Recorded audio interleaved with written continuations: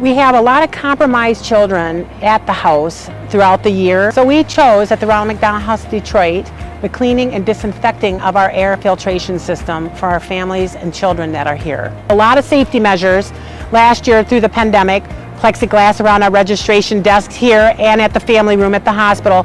And so the next step in my mind was to put a clean air system in the Ronald McDonald House, because that's really important for those kids and those families to be able to breathe clean, fresh air every time they're in their rooms and in the common areas. I actually was thrilled to hear there was an application. I put it on my phone right away. I look at it at least once a day to see where the air quality is.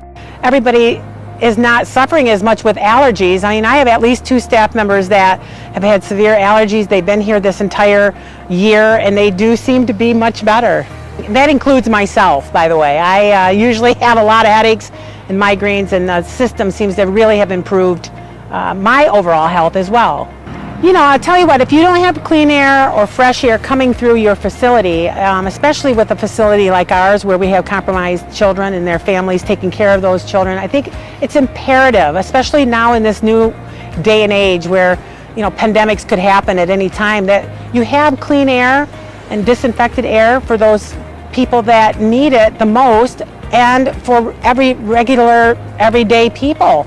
I mean, we are in a situation, I think, in this world where this is going to be probably one of the most important things a building can do.